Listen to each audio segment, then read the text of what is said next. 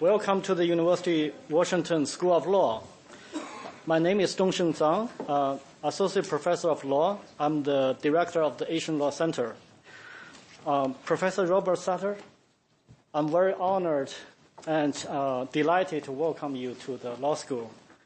I'm also very grateful for my colleagues, Professor Don Hellman and David Bachman, to be the commentators for tonight's lecture. It's always a great pleasure for the Asian Law Center to work with Jackson School in co-sponsoring events like this. A few months ago, I had the pleasure of working with a undergraduate student, Zhiqing Gao, president of a student organization called the Committee on China-U.S. Dialogue. Zhiqing and his team secured funding from the Confucius Institute and worked very hard to put this lecture together and this series of lectures. Zhiqing will introduce his organization and our honored guest tonight, followed by the lecture. At about 4:55, I will invite Professor Bachman and Hellman to share their thoughts with us in response to the lecture. At around 5:15, a Q&A session will be followed so that you have an opportunity to ask questions. I want to give you a little bit background of our Asian Law Center. Our Asian Law Center was one of the earliest centers in this country focusing on the study of Asian law. It was founded in the 1960s, early 1960s, by Professor Dan Fanno Henderson after his years of law practice from Tokyo, Japan. For the first 2 decades, our center was primarily about Japan, because at the time, China was not open to the outside world yet. Our center produced this nation's leading scholars on Japanese law: Professor Henderson, Professor John Haley, Professor Daniel Foote, and Professor Veronica Taylor. Since the late 1980s, we added China. Professor Don Clark, a very dear friend to many of us here, was our first faculty teaching, specializing in Chinese law. Some years after, Professor Clark joined Professor Sutter's home institution now. So it's at George Washington University. So it is only fair for us to invite Professor Sutter here to share with us his wisdom. The title of today's lecture is PUSHBACK, the China Challenge. This definitely reminds us of the 1980s, for those of us who are familiar with Japan, when the tension of U.S. and Japan trade relationship was high. The difference, however, I would like to point out is that there was a strong political alliance between the United States and Japan. After all, Japan was our ally. There was no question about that. China is not today. We don't have a common ground framework between holding us together. Today, in today's atmosphere, it is also unclear whether such common framework is desirable or not. Hope we can find some answers from Professor Sutter's lecture. Without further ado, Zhiqing.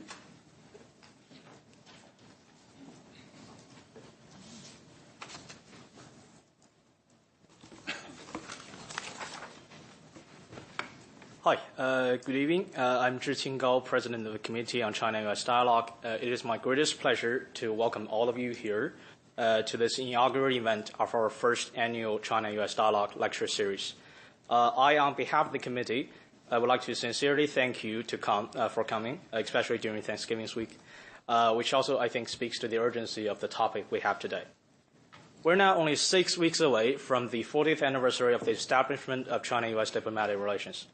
The relationship has its ups and downs during the past 40 years, but in general, China-U.S. engagement was considered as mutually beneficial from both sides.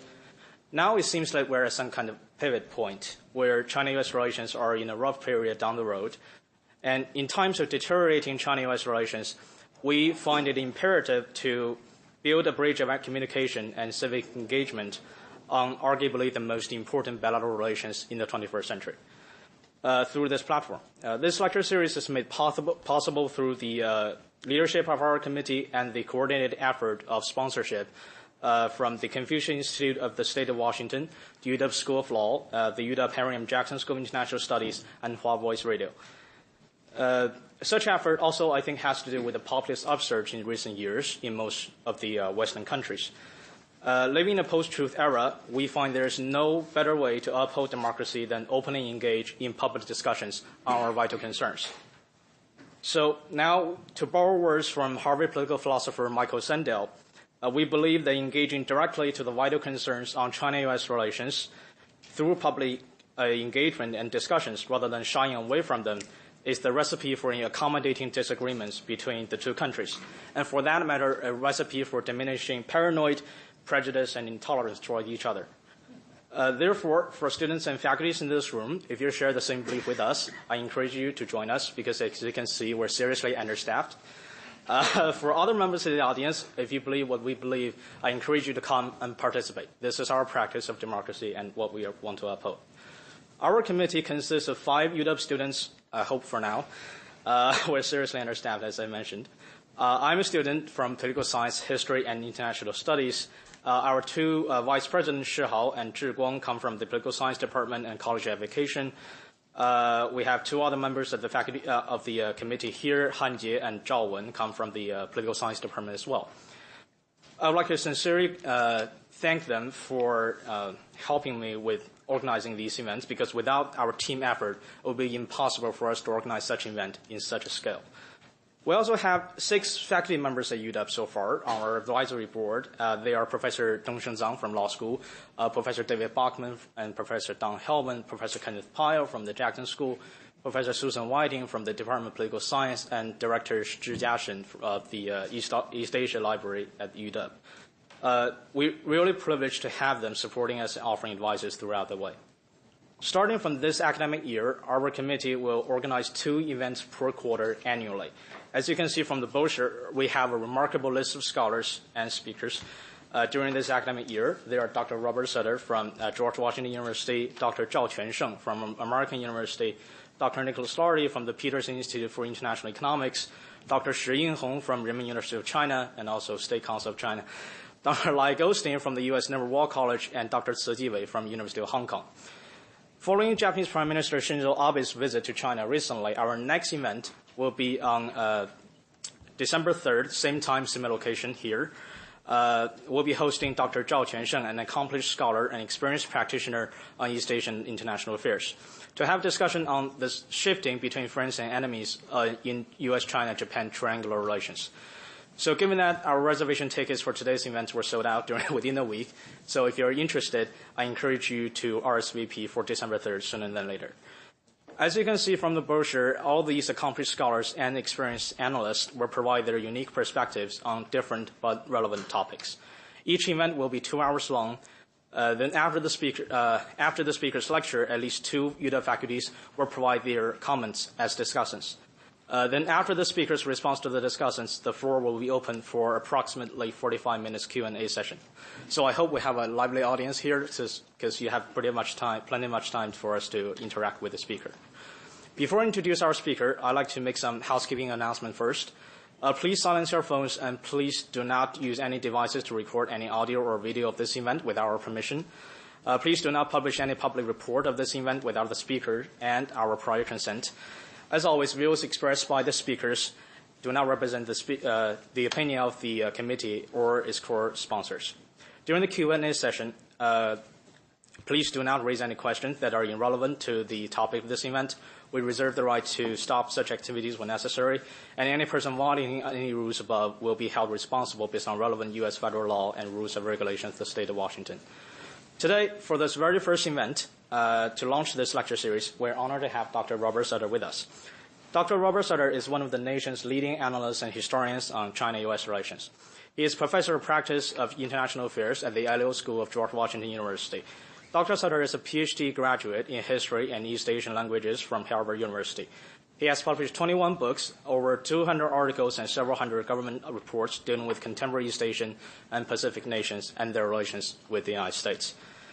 including, I think, 2 of his books published this year, one titled Foreign Relations with the PRC, subtitle The Legacies and Constraints of China's International Politics Since 1949, and the other one called U.S.-China Relations, Perilous Past, Uncertain Present. Dr. Sutter's government career focused on Asian and Pacific affairs and U.S. foreign policy. He was the director of the Foreign Affairs and National Defense Division of the Congressional Research Service, the National Intelligence Officer for East Asia and the U.S. National Intelligence Council, the China Division Director at the State Department's Bureau of Intelligence and Research, and professional staff member of the Senate Foreign Relations Council.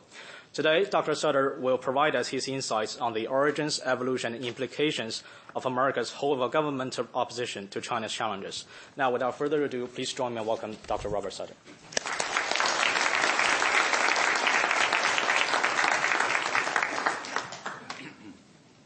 Well, thank you very much for this warm introduction, and thank you for allowing me to be part of this very prestigious series of speakers that you're going to have here. It's certainly my desire to share with you my understanding of the developments in U.S. policy toward China.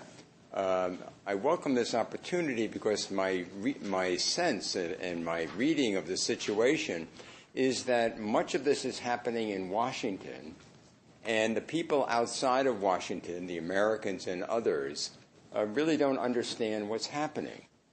I've been giving talks like this for about 6 months. I think more of it is there's more awareness now than there was even a month ago. But I did find that the American citizens and others outside of Washington just didn't have a good handle on what's happening. And so what I prepared is a situation report. In other words, I'm looking at the situation from the point of view of somebody that's in Washington. I've worked with the executive branch for a good deal of time, and I worked with the Congress for even more time. And I want to share with you the findings of what's happening, what I see is happening with the U.S. government broadly, not just the executive branch, not just Donald Trump, but more broadly, and what it means for our policy toward China. As you see, I'm an academic now. I've been a teacher for a long time, but I'm basically a government official. And therefore, as a government official, you don't get paid to speak a lot. You have to be very short. And so I tend to be short, and I want to make sure you understand what I'm saying, so I prepared a handout. And the handout will give you an idea of what I'm talking about.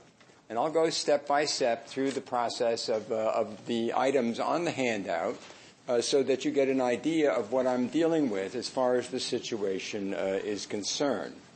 And so let's get started if you're with me on this, okay? The origins of this situation.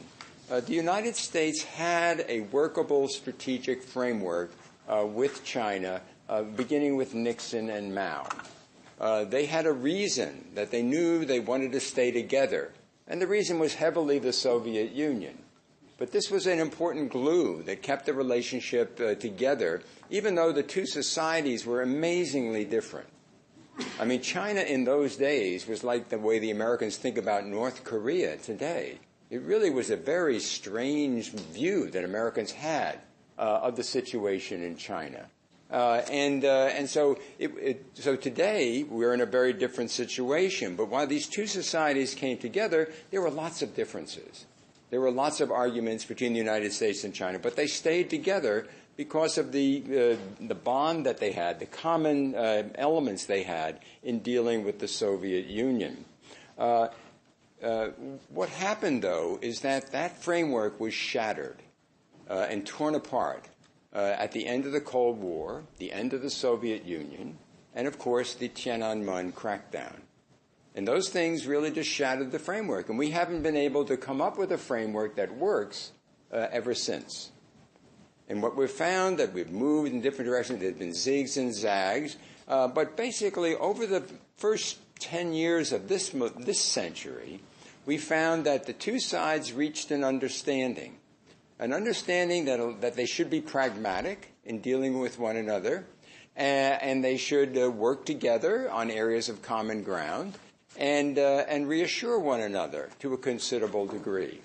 And this is the period when China was emphasizing its peaceful rise, and the United States was working with China constructively in a lot of different ways.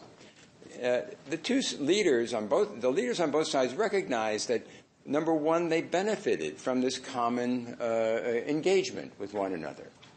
And number two, they recognized that if they were so interdependent, that if they pressured the other, they were actually going to hurt themselves. And number three, both leaders, this was then Hu Jintao in China, and it was George Bush in his later years, and Barack Obama, they recognized they had so many other problems that the last thing they wanted was a serious problem with one another. And so it worked pretty well. So this is the base that we're coming from.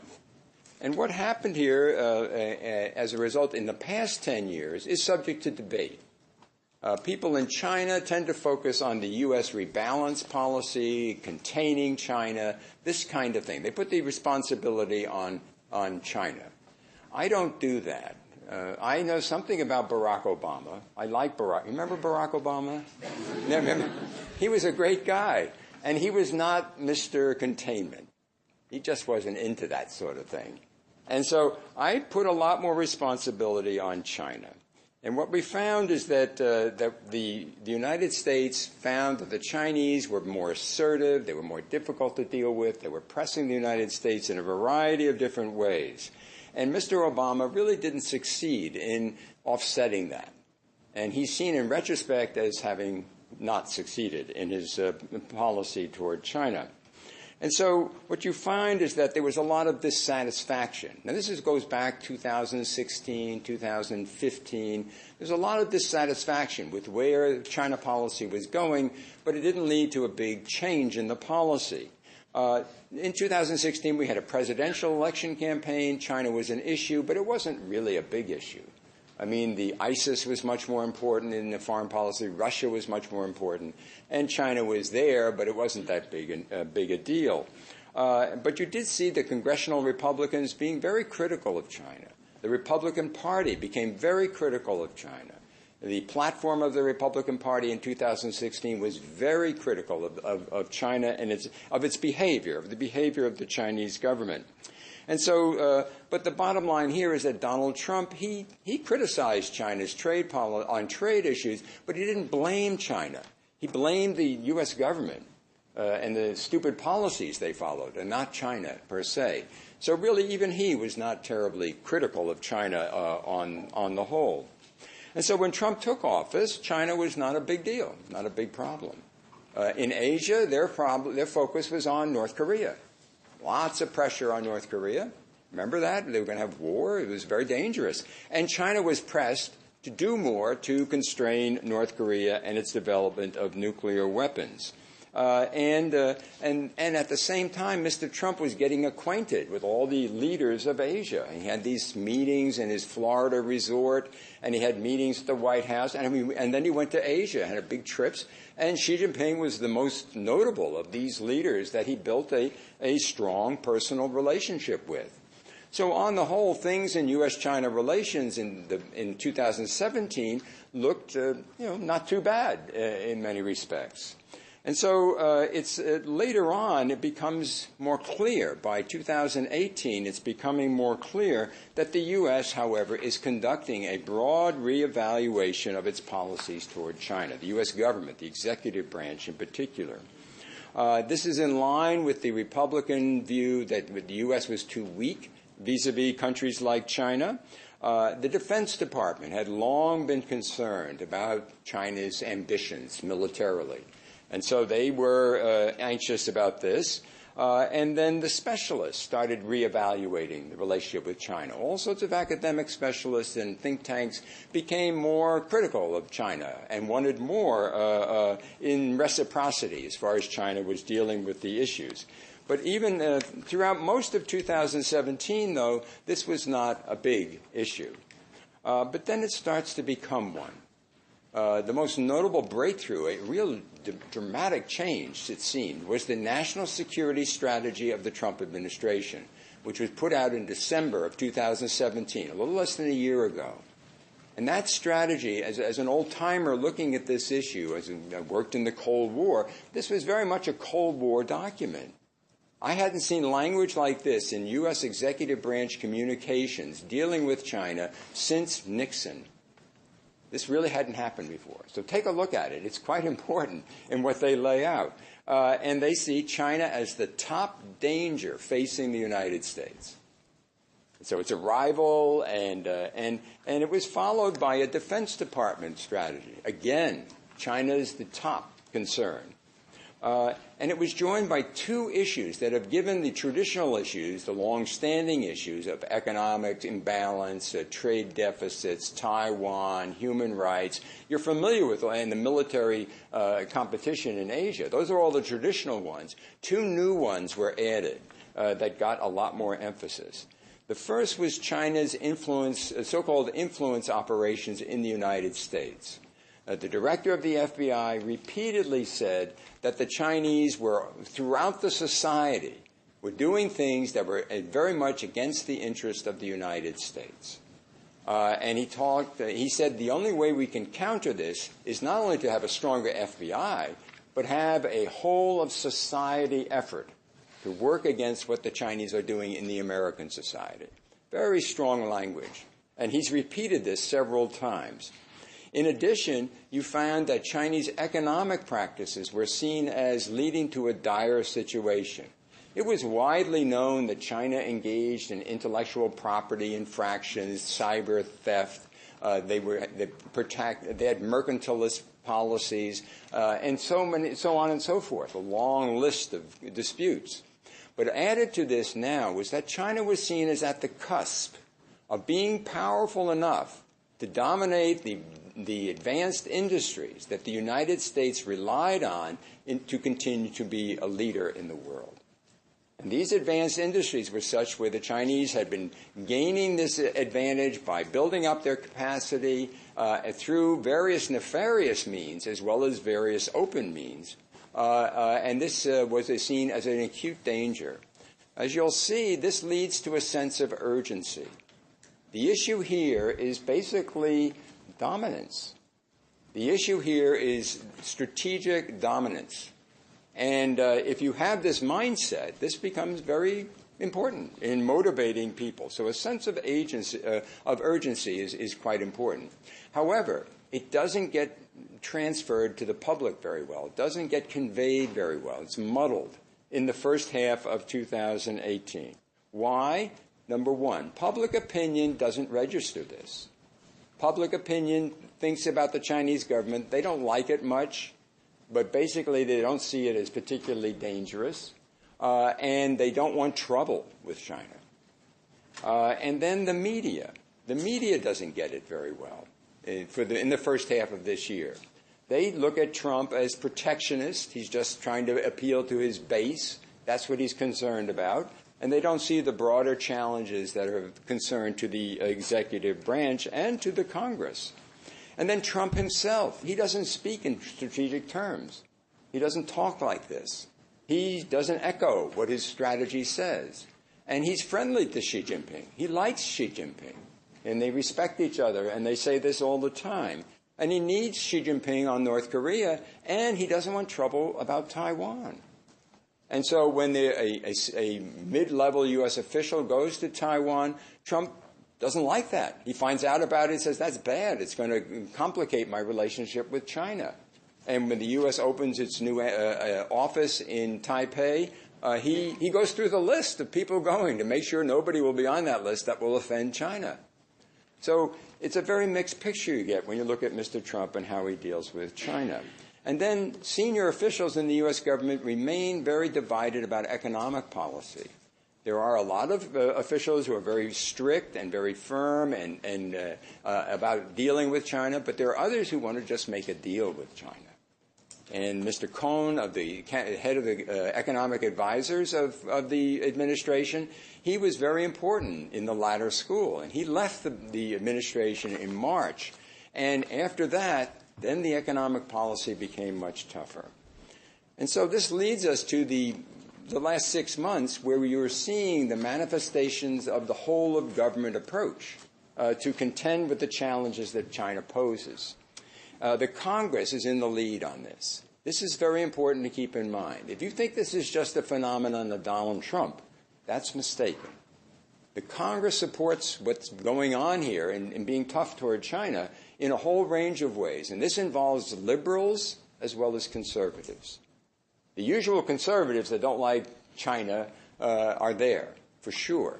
But people like Elizabeth Warren and Patrick Leahy and my own Senator Mark Warner, there's a whole bunch of liberals that join with them in looking at Chinese practices and saying, we have to push back. And so the Congress is in the lead here. They lead through legislation, through letters, through hearings and statements, and it all gets put together in the National Defense Authorization Act. Those of you following Congress, it can be very confusing, but Congress rarely passes individual laws dealing with foreign policy. So it's easier. Just look at this one law. This law has to be passed. The U.S. won't have a defense budget if they don't pass this law. So they passed the Defense Authorization Act, and there you can lard it in with all sorts of foreign policy provisions. And that law contains all of these, and it stresses a whole of government counter efforts against China.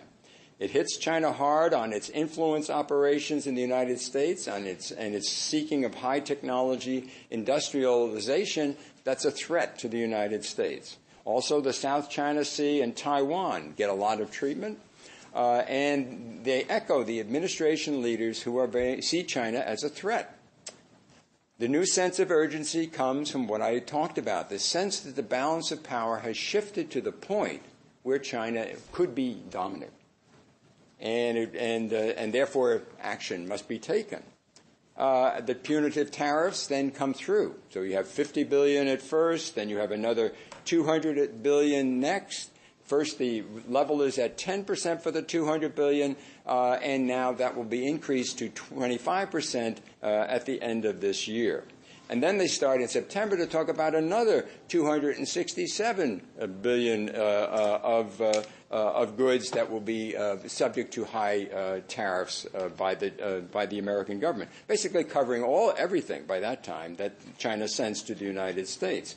China responds in kind, but of course the U.S. shipments to China are much less, and so the Chinese run out of those things pretty quickly. And it's not clear exactly where they're going to go to retaliate in the later, as the U.S. Increases its punitive tariffs. And then, Mr. Trump, then we have various signals of the U.S. determination to make this a broader issue. In September, Donald Trump's at the UN. He's in the international spotlight. U.S. is the chair of the Security Council, I think, at that time. And what does he do? He moves away. He'd been complaining about China's trade all the time.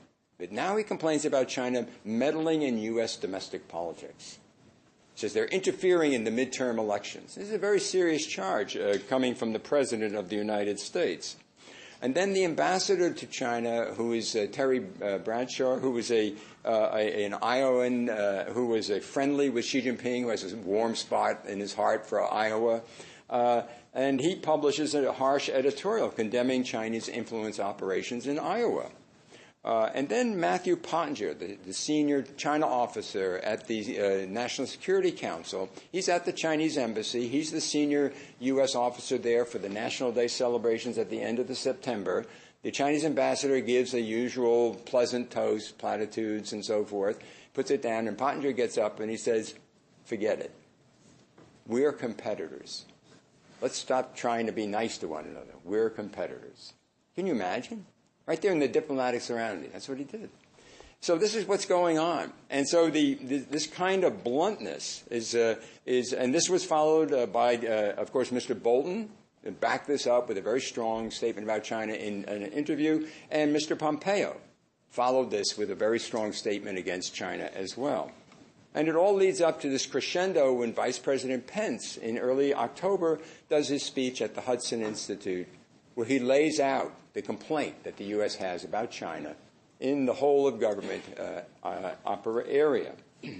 Concurrent with these, then you have a whole series of public demonstrations of American resolve to deal with China. This is what Mr. Pence says. We have a whole of government effort. It's going to be hard. We're going to be protracted. We're not going to give in. So it's a very determined position. And so what did the U.S. do? Well, the Chinese have been buying billions of dollars worth of weapons for Russia for many years. But now the U.S. sanctioned the Chinese companies for accepting these weapons. And they made a public display of this. Usually these things would be handled quietly. No, this was handled very publicly. And then we have these sting operations. The U.S. had conducted a sting operation with the Belgians, and they enticed a Chinese security officer who was going to perform nefarious things, and the Belgians arrested him and had him transferred to the United States. And all of this was publicized. Then, of course, the Chinese new relations with El Salvador. What does the U.S. do? It makes a big issue out of this and calls in the ambassadors of the 3 countries in Central America that have, in Latin America, that have established relations with Beijing over the past year, suggesting that the U.S. would take countermeasures. The U.S. is repeatedly complaining and publicizing its criticism about China's Belt and Road Initiative. At the same time, the IMF is told by Mr. Pompeo that the U.S. will not support it bailing out Pakistan because of loans being provided by China. In addition, the World Bank is told that the United States opposes its continued providing $2 billion of loans to China each year. And then the Trump government is reported to be withdrawing from the Intermediate Nuclear Force Agreement. Now, this is something that's related to Russia, but it also has important ramifications for China, because this treaty restricts the ability of the United States to put conventional ballistic missiles in Asia in a way that would counter the Chinese conventional ballistic missiles targeted at U.S. bases and installations in Asia. And so the U.S. has to deal with those missiles through a ballistic missile defense system in Japan and ships and so forth. This is very expensive, and it doesn't work very well. And it's much easier to deal with this by saying, you shoot, we shoot. A ballistic missile and INF, by moving out of the INF treaty, the U.S. could do this. And Beijing and China don't have a very good ballistic missile defense system. If you want to cost China billions of dollars, put them under the threat of conventional ballistic missiles. So the INF treaty would allow that at some point. And this, I'm sure this implication is well known by the Chinese, because American strategic papers and assessments have been talking about this for many years. And then the Department of Justice follows up in November 1 with a big display of how much it's cost the United States because of Chinese espionage in a variety of different cases, and how the Chinese carry out this cyber theft. We did have a security and diplomatic dialogue, and that went smoothly over the past couple of weeks. And economic contacts were made. And the Chinese reserved reportedly 70, could it possibly be 70 rooms, a number of rooms in a hotel in Washington for a big delegation that they're going to bring here for economics, and now they've canceled all those reservations. That's not going to happen. Mr. Trump says not there, and so the Chinese aren't coming. So the meeting that Mr. Trump and Mr. Xi Jinping are going to have at the end of November looks like the trade and economic issues they won't have resolved. Maybe they'll come to some understanding, but it doesn't look like much is going to happen in that regard. And then you have Mr. Pompeo's performance at the APEC meeting in Asia with China, where he was very forceful in laying out once again the determination of the Trump government to push back against China. Now, is there any strategy in this? I mean, overall, the strategy one sees is one of pushing the Chinese to say, you stop. You stop in these areas that we find very offensive against our interest. And if you don't stop, we can do things that will be painful to you. And the most notable thing that's very concrete are the punitive tariffs, which are a big problem for China. But there are many other things. Cutting off China from access to the U.S. technology is a goal that's been undertaken. China can't acquire these companies. They have limits on what tech transfer can take place between the United States and China, and so forth. I think there is something broader than this taking place, though, apart from this just pushback. And number one, there are many reports that say the United States and the other developed countries that are close to the United States are exchanging intelligence and approaches on how to deal with China's acquiring advanced technologies from those countries. And so they're working together with them to restrict this. And the restrictions, I think, are evident in many cases in dealing with the developed countries of Europe, with Japan, and, of course, the United States. You'd think that the trade policies Mr. Trump follows toward the various partners like Canada and Mexico and Europe and Japan and South Korea would alienate these countries. And it does alienate these countries. It's such a tough policy. And yet the countries are sort of lining up and signing their agreements, and at the same time they seem to have a common understanding with the United States that this problem the Americans have with China from an economic point of view, they have too. And they want to see so they're working collaboratively with the United States on this, and so I'm watching to see how far that can develop. And then a third element is on economic statecraft. Mr. Pompeo said in August that we're going to have $300 million of security assistance to Asia. There was a down payment to mobilize the private sector to invest and provide infrastructure for Asia of $113 million. And the Chinese made fun of that, justifiably so. It seems so much smaller than what they talk about. But following that became the BUILD Act. And the BUILD Act now gives the United States $60 billion a year to facilitate agreements that would compete with the Belt and Road Initiative and other such things. And then there's the defense side. Defense budgets have increased over the past year and this year and last year. And so what you find is a buildup of U.S. capacity. You find that U.S. freedom of navigation operations from a Navy point of view are increasing a lot. B-52 bombers fly over these contested areas frequently. And then the United States has gotten the support of Australia, Japan, France, and Great Britain to do these operations and to support the 2016 UNCLOS tribunal verdict against China's claims in the South China Sea, something that the Chinese have been pretty successful in getting most of the countries of Southeast Asia not to talk about. And so this is something that China doesn't allow them to talk about it. And so these countries are pushing this issue fairly hard. Meanwhile, the United States Defense Department is taking actions that are publicized that are quite significant. In one of the first gestures that Nixon made to China back in the early 70s was to halt U.S. patrols, Navy patrols in the Taiwan Strait. And so when normalization took place, people like me who weren't privy to this information thought that those things had stopped. Well, apparently they didn't stop. Apparently the U.S. continued to send them through, but they never talked about it. Now they talk about it, and now they happen much more frequently. So we've had two in the past, operations, two ships go through, and this has happened twice over the past 2 months. A very sensitive issue for China, as we know. So this is my status report. This is the situation. Do I have a brilliant analysis of how to deal with this? No, I don't. I'm sorry, I don't. But I can see, but I'm going to predict what I think is going to happen in the near term.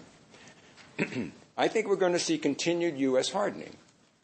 I think the Trump administration new hard line toward China has momentum and wide support in the Congress.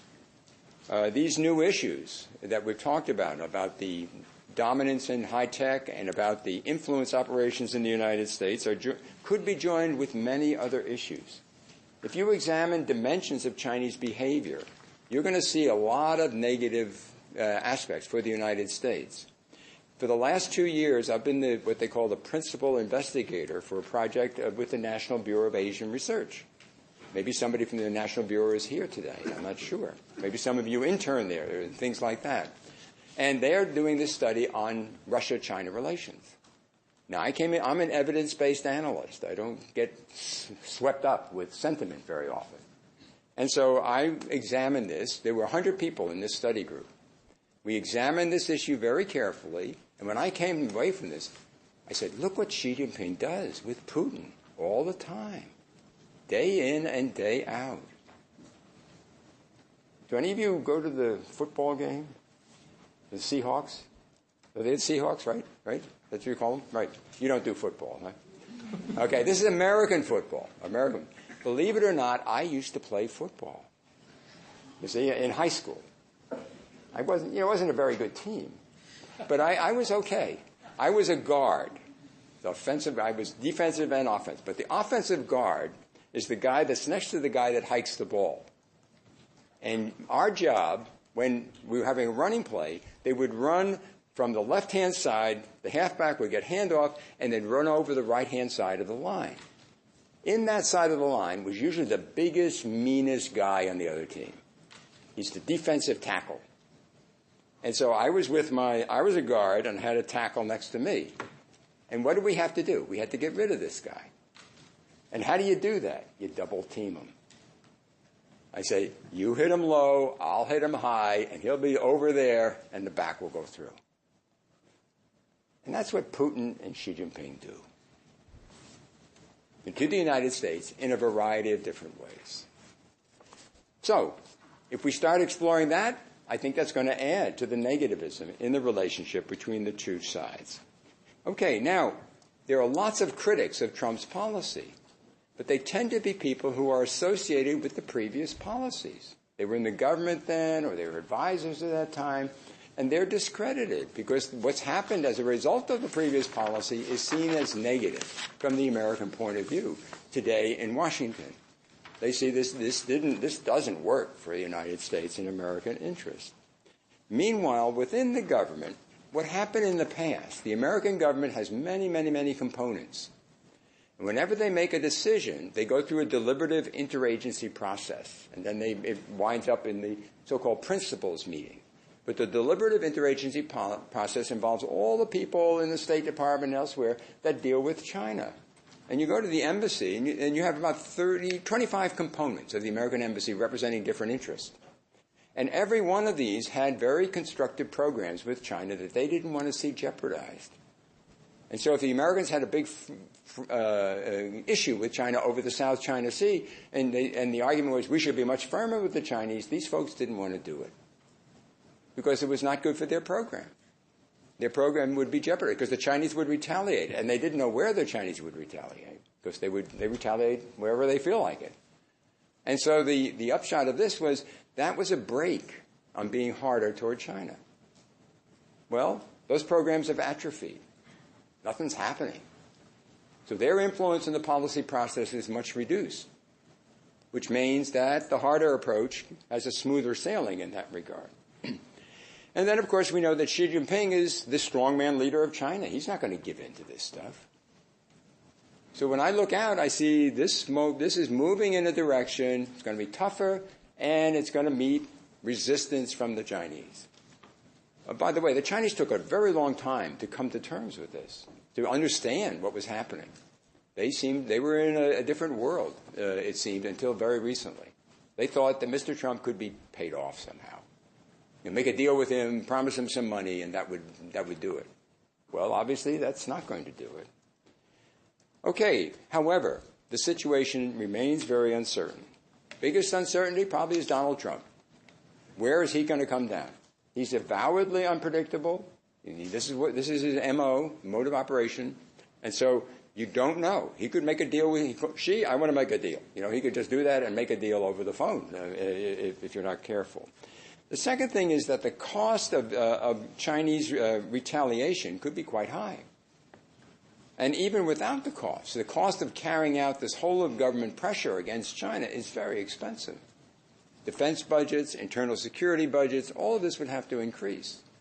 And plus the U.S. loss of economic well-being would subject to this. And then the public would find out. And if the public finds out and they don't like this, you might have a real problem on your hands. And then the Asian partners and allies, the countries that we want to work with us in this, they too have publics and they too have businesses that don't want things disrupted. And they might have these same type of conflicting pressures. And then we could really have a crisis with China. We could have a confrontation that would scare a lot of people. And so that is something that would also makes me very uncertain as to how far this can go. So I've tried to lay out where we are. I hope you understand and where we're going. This is very much, I've been struck by how Washington-centered all of this is. And I really wouldn't think, I would say, well, maybe it's just an administration thing, but it's not. The Congress is very much in line with this. So if Donald Trump gets impeached, well, who do you have then? Mike Pence. He looks pretty tough. And then, but it's really not just them. The Congress is very concerned about this, too. And so I think this is going to last. This pushback is going to last. I don't think we can go back to engagement. And the problem here is that Americans are finding, as they investigate these things, so many areas that look positive and constructive for the United States were only partly positive and constructive. And they were used in ways that undermined American interests. And this is something that makes it very difficult then to even have you don't trust the other side. To have a discourse is hard. Because you say, it's not just a matter of promise fatigue. You say, oh, you promised this a zillion times, you've never done it. He says, what are you up to? What are you up to? Well, you're saying this, what are you up to? And that kind of thinking makes it very hard to come together. So at George Washington University, it's a liberal school, and we have a security policy undergraduate concentration, and a lot of students take that. But we have one in conflict resolution, and the more of them take that. And they always want to fix it. Can't we fix this? And I'm an old intelligence officer. And intelligence officers just love the problem. They're lousy at making solutions. They just want to tell you about the problem. Here's this problem. Look at this. And they go on and on about the problem. But they're lousy about... And so I disappoint my students because I leave them like this. They say, wait a minute, how do we fix this thing? We can fix it. Well, you know something? Maybe you can't. I'm not sure. But anyway, I'm going to leave you with that.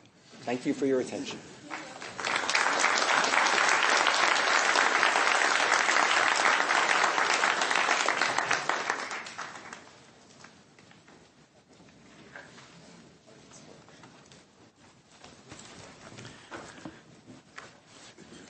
Thank you, Bob, for that very complete rundown of U.S. policy.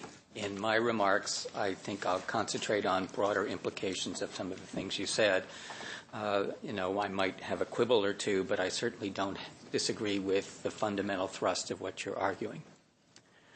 I would start out by noting, however, that we're in the moot court room in the law school. And in moot court, law students present cases. They argue them before judges, as would be here.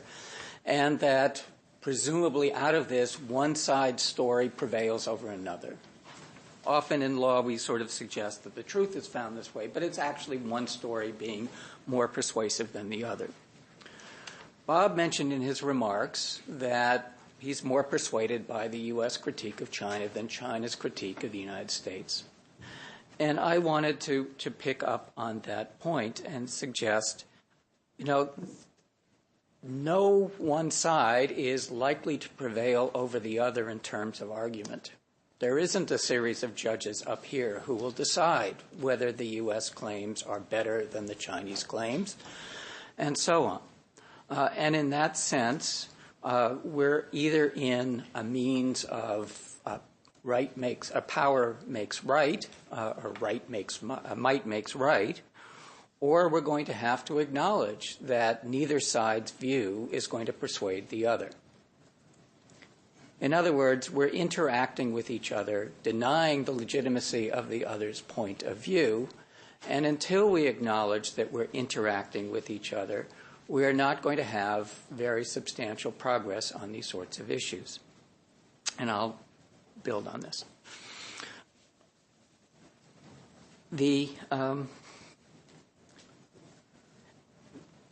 In discussions with Bob earlier today, he made the view, and it has been expressed by Robert Lighthizer, the head of the U.S. Trade Representative's Office, that the U.S. perceives an existential threat from the PRC when it comes to technology transfer and so on. China, too, feels an existential threat from the United States of America. When, briefly, President Trump and the administration decided that the United States would ban the export of microchips to ZTE Corporation for its misbehavior in North Korea and Iran, that effectively closed down the ZTE Corporation. In many important respects, China remains technologically dependent on the United States and other developed countries. Not surprisingly, China is investing in many ways in trying to develop its high technology industries so that it's no longer dependent on the United States. This dependency is more complex than we might recognize. Qualcomm sells about 60% of its chips to China. So that corporation's livelihood depends on China. China's dependent on Qualcomm and other chip providers to go into your phones and everything else. So both sides perceive existential threats posed by the other. Both propose to take actions to deal with those existential threats, not necessarily militarily existential threats, but in terms of technology, economy, and so on. Okay. But we're bleeding into, out of the technology competition into, what John Mearsheimer calls the tragedy of great power politics. In his October 4th speech at the Hudson Institute, Vice President Pence spoke repeatedly about how the United States would not back down. In his recent meetings in Papua New Guinea, he almost seemed to welcome a Cold War unless China effectively accepted all U.S. demands on Chinese behavior. It doesn't take much knowledge of international relations to suspect that countries rarely completely comply with the demands of another power, particularly if that would lock China into dependence on the United States for at least many high-tech projects. So there seems to be, as Bob said, a hardening of U.S. attitudes leading to something that looks like a new kind of Cold War or a new kind of containment policy, which is one obvious implication of the kinds of policy that are emerging from D.C. This couples with the ongoing tension in the South China Sea. I think Bob mentioned it in his paper, if not in his talk, this near collision between a U.S. destroyer and a Chinese naval ship. Given U.S. hardening, one would expect that perhaps the rules of engagement of U.S. naval ships in operations like this would now suggest that maybe they'll fire warning shots. And if those warning shots don't deter the Chinese ship from crossing their paths, maybe then the United States will be authorizing shooting for effect. We're not that far away from a real crisis here, it seems to me. Talking about the U.S. stepping out of the INF Treaty, well, these were conventional ballistic missiles, but for many of these conventional ballistic missiles, you can put nuclear warheads on top of these conventional ballistic missiles, or what were conventional ballistic missiles.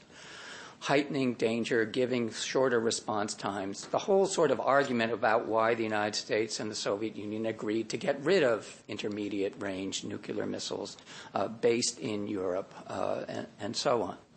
That, too, amps up the tension and the pressure. The United States and China both have offensive cyber warfare doctrines.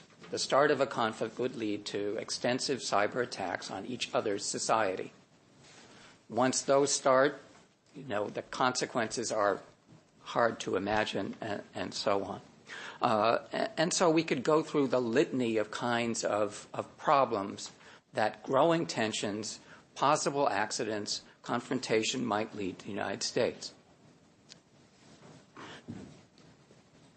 50 years ago, the very noted specialist in international relations, Robert Jervis, wrote an article called Hypotheses on Misperceptions, and it remains one of the classic articles in international relations study, something everyone who's interested in international relations should read.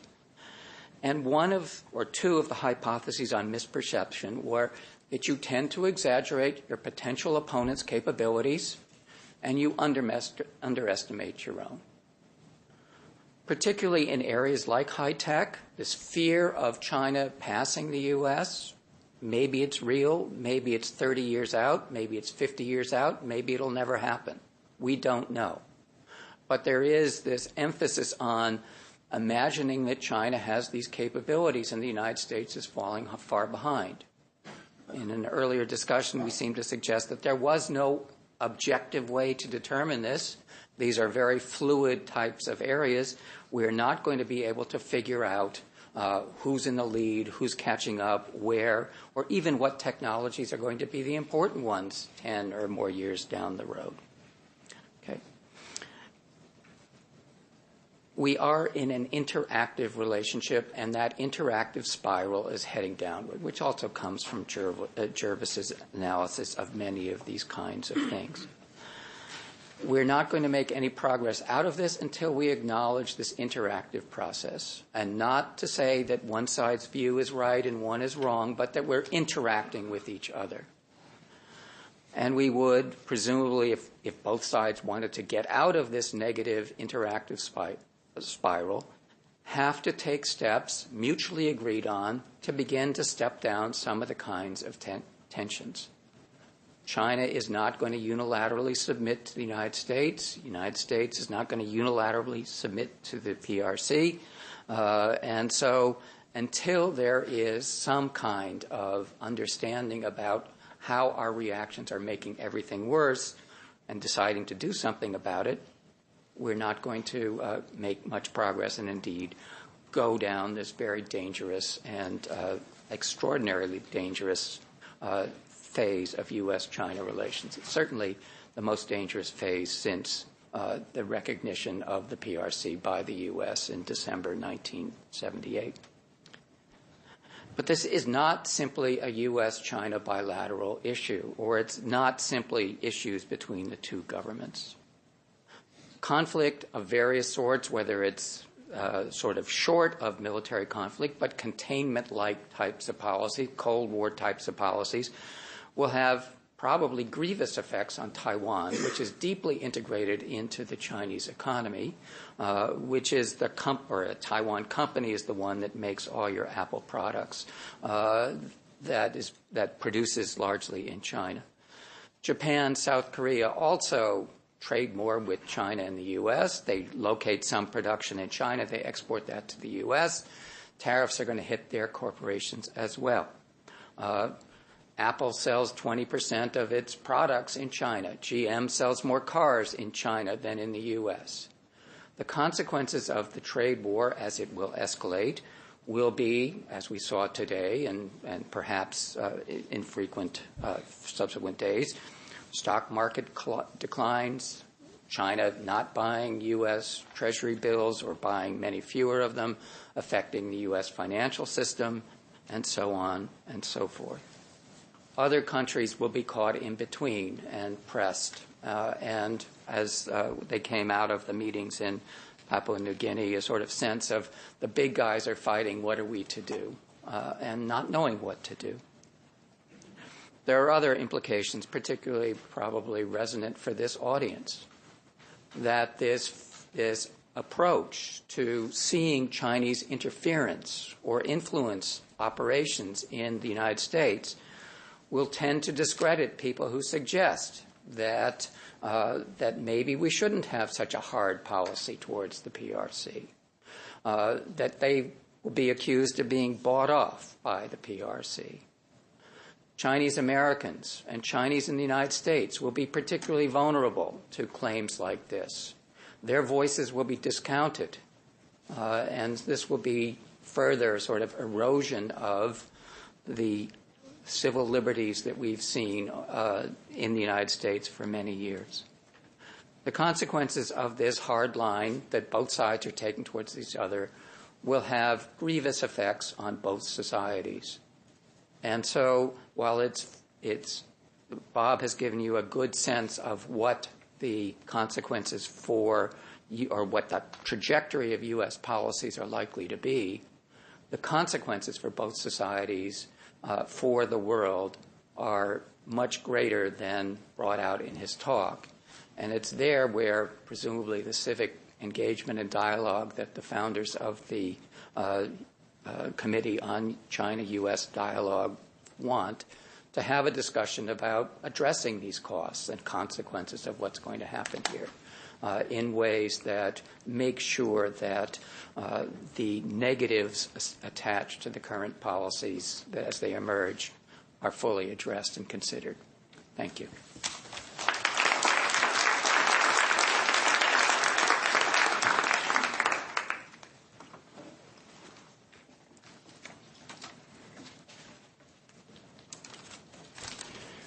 Thank you, Bob, for a very interesting talk, and for David for basically prefacing some of the remarks I want to make.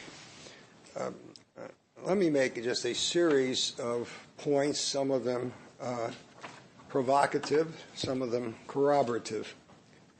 First of all, the success of American relations with China in the post-Cold War period, while attributed basically to change in China, is best explained by an absence of American policy. During the period from the end of the Cold War right up until quite recently, we've spent several trillions of dollars in wars in the Middle East while China was becoming the second largest country in the world. When the Asian financial crisis of 1997-98 occurred and the International Monetary Fund intervened, lending ultimately $120 billion to bail out Asia, China behaved responsibly. They didn't take advantage of the weakness of their countries around them by devaluing their currency and taking over their markets. But the report from the International Monetary Fund didn't even mention China as a possibility of becoming the second most powerful country in the world. This is not the fault of the United States. Supposedly the economists that work for the World Bank are prescient in important ways about global things. But the notion that they didn't even come close to acknowledging China, in fact, the word was barely mentioned in their report, indicates an absence of interest, not just in the United States, but of an understanding in a global sense of what was going on. The second point is we live in a world, my cliche is, of increasing interdependence, but not convergence. It's a world driven by a technological revolution. Most conspicuously, obviously, that of the digital revolution, which enhancing communication in ways that are transforming not only international relations, but relations within each country. Both China and the United States face problems as a consequence of this. The United States, with their social media and our open electoral system, is susceptible to the kind of things where Mr. Mueller and others are investigating, of accessing, influencing, and disturbing the operation of our country. China the same way. China has the opposite approach to the digital revolution, to control information, to create firewalls which basically limit the capacity for communicating. Younger Chinese figure out ways to get around that, and the challenge of making that permanent is very difficult. So democracy is challenged because it's open, and China is challenged because it's closed, and no one knows, and this is the most important point, no one knows where the digital revolution is going. I said in an earlier discussion we had today, I'm a specialist on Japan primarily, and I had in the late 1980s, when Japan was seen as the replacement for the Soviet Union as the greatest threat to the United States, I had the research director of the Sony Corporation come and speak to my class in political science and American foreign policy. With great bravado, he announced that Japan was ahead of in the 10 technological areas in the world that were going to shape history. And he got up and wrote them on the board. Said, we're ahead in 8 of them. You're ahead in 2, but you're going to lose the next one. That was done a few years, maybe 3 or 4 years, before Japan went into a funk. They missed the digital revolution. It's even more uncertain now where the digital revolution is moving or what impact it's going to have. First of all, the difficulty of knowing what apps are going to be made. And far even more important is how those apps are going to affect or be accepted by society. And so in many ways, I agree with David that it's China and Japan, China and the United States are more similar than different. And I would argue, my third point would be that President Xi and President Trump in many ways are quite similar. President Xi is far more intelligent and obviously stable than Mr. Xi, but both of them are subjected to pressures from domestic politics, which is my major point. In a world of increasing interdependence but non-convergence, it's not unpredictable that domestic politics, to the extent that it affects how leaders are recruited, is an impediment to understanding how international relations proceed. Mr. Trump is an absolute product of the inequality of globalization. Now, globalization is, he uses the word globalism and says, I am a nationalist. Globalism is not equivalent to globalization. Globalization is a systemic problem. It's a problem rooted in technological development. The Industrial Revolution created the nations of Europe in the 19th century. Today, the digital revolution, which allows all of you, I'm sure there's a cell phone, and I hope it's turned off, in each of your pockets, that allows you to reach out to, on an individual basis, to anyone in the world for virtually nothing. Is that going to bring people together to form nations, or is it going to dissipate nationalism? Which brings me to the point of what Mr. Trump and the similarities to Mr. Trump and Mr. Xi. Both are nationalists. President Xi is a nationalist. China is a remarkably homogeneous society. Was it 92.3% are Han Chinese? The treatment of minorities in China is, to put it generously, not very nice. The United States is nationalistic because President Trump proclaims it, and because of inequality and the dysfunction of Washington, D.C., which is one point I reiterated initially, which I think our government is dysfunctional. And when you think of what is the most dynamic part of the United States today, you obviously say, well, it's the technological industry, the revolution, it's Silicon Valley, maybe even a little Seattle. And the dynamic and global impact of that, that is international, as Professor Bachman has said. I mean, I think Walmart does 80% of its sales from China.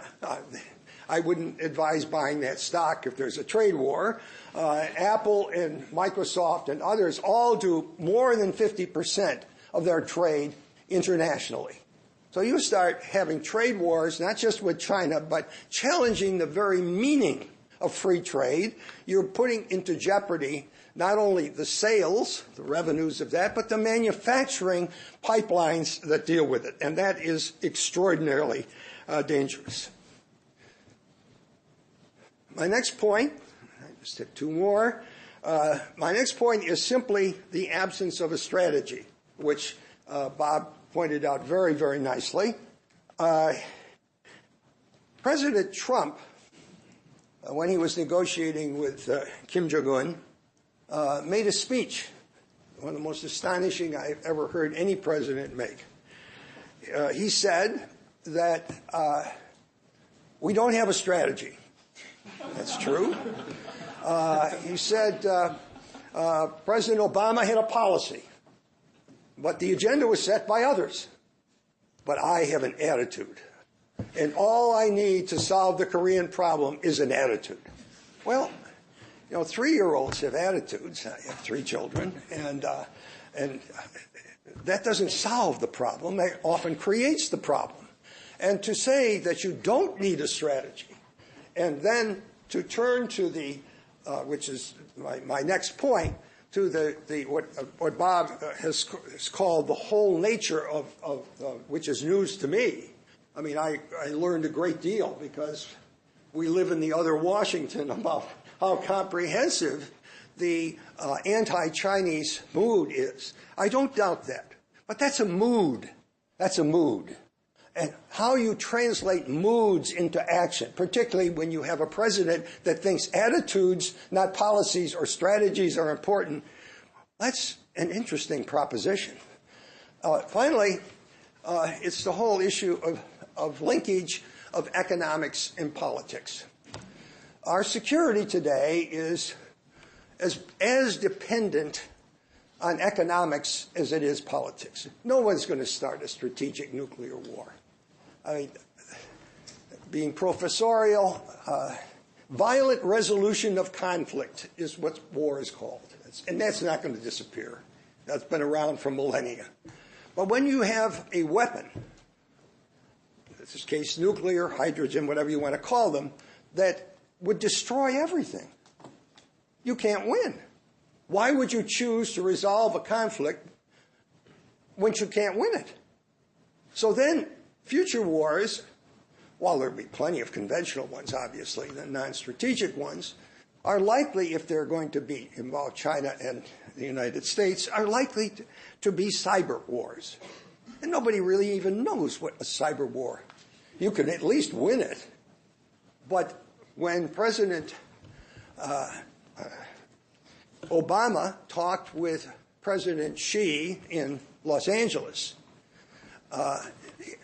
right after they had hacked Sony, he said, please don't hack our corporations. It's all right to hack our strategic stuff because we'll hack yours. But don't hack. Now, that's the kind of thing that you say in your dormitories. I mean, you have no enforcement procedures. You just reach a friendly agreement on what it is. Until we have technology that is equivalent to an anti-missile system, as opposed to, what we have now. Would you please not hack this, but we'll hack yours? Then we live in a hacked world at the moment. And whether we continue to live in one or not, we'll have to see. I guess my point is that and this is to agree with both of the preceding speakers, I think we are headed for a kind of nasty competition between China and the United States. We lack a venue. We lack a place in which to discuss this. I wish the law school at the University of Washington would serve that purpose. But normally, when people resolve issues of that magnitude, it is in the wake of a major war. It's in the wake of a clear victory and a clear loss. And it has to be planned. Notice we did nothing after winning the Cold War. We had a president that said, I have trouble with the vision thing, which is, it's like saying you're brain dead when you're in charge of peace in the world. But that's literally what happened. The challenges we face today in the midst of this digital revolution are truly difficult. There is no doubt that we will be confused and puzzled and anti-Chinese, because China will provide a successful alternative model that is likely to persist. The real issue is, how do you create a venue, short of a nuclear or some kind of major war, where we can actually sit down and transform the mood, which will be increasingly anti-American or anti-Chinese, because both of us are likely to succeed. I leave that to the questions. Thank you.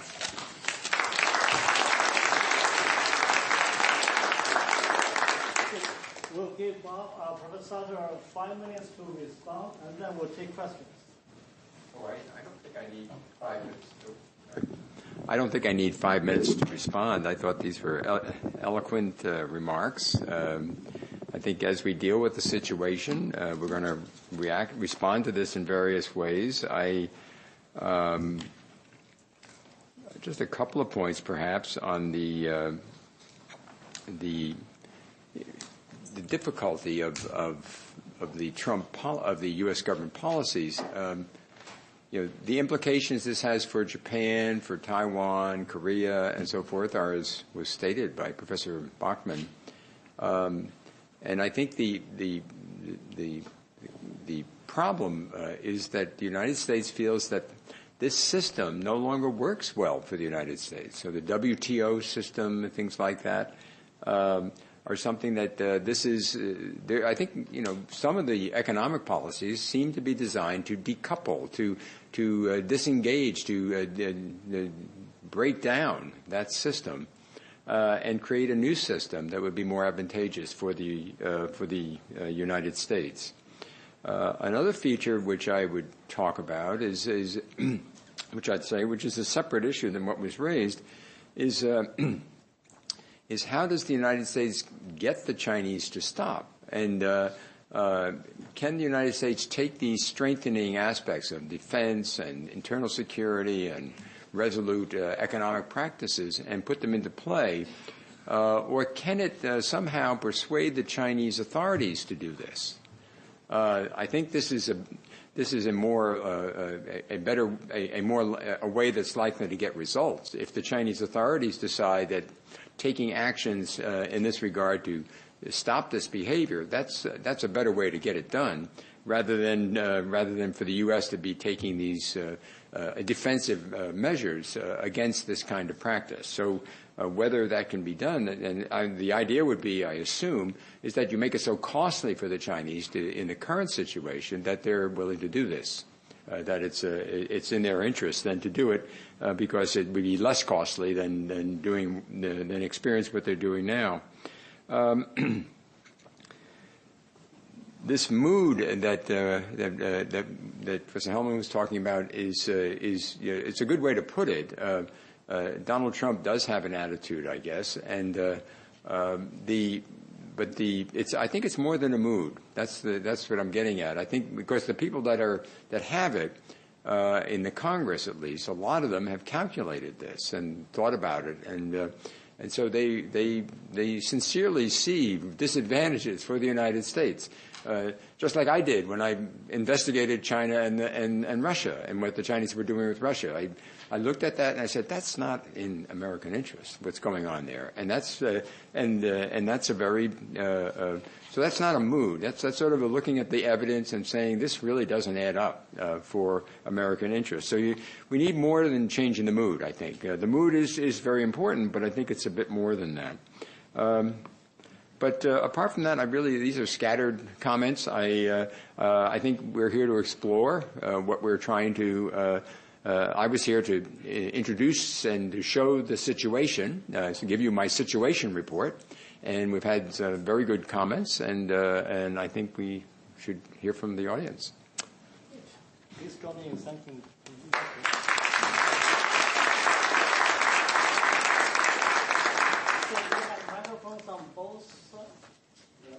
Both sides. Please tell us your name and which program, if you are affiliated with UW, if you're not, which institution you are from, and then to whom you're raising the questions.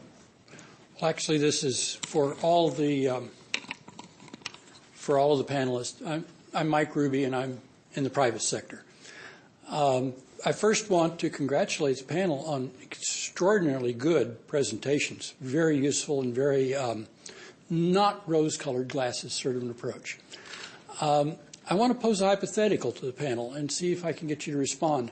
The Obama administration and some of the people in some of the countries in Europe were approaching China, trying to approach China's, shall we say, the China problem in two ways. One was through the Trans-Pacific Partnership as a way of trying to set the terms of trade in the Pacific.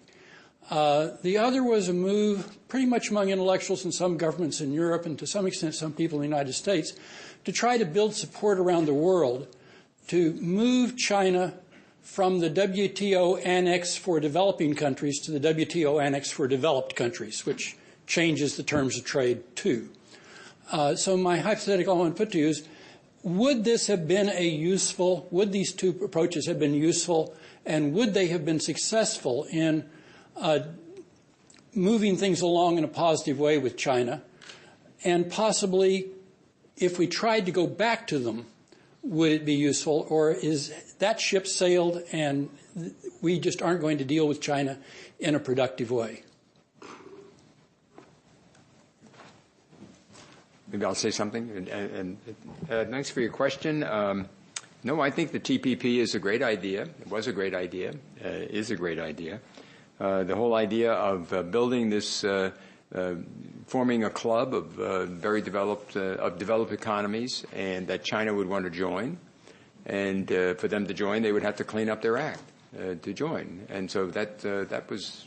I think that they probably would have wanted to join if the other countries of the world, particularly if TPP was meshed with a U.S. Similar relationship with Europe that had gone forward. And so, yes, I think that strategy that's a good way to go about it. I think it was very positive rather than negative.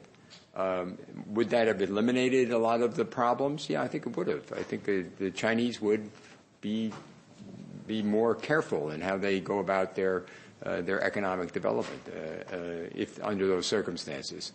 But that was not acceptable to the United States public. You know, I'm a Democrat. I never vote Republican, but Donald Trump didn't end TPP. I mean, he did, but he really didn't. Bernie Sanders did, and we need to remember that. I mean, in other words, that this swell of opposition to this kind of stuff was very much Sanders and Trump in the campaign, but Sanders by more than Trump, and so the politics of it. He made Hillary Clinton change her position. I mean, it was a very obvious influence on the Democratic and other candidates as well. But yes, the TPP I think would have worked well. Yes.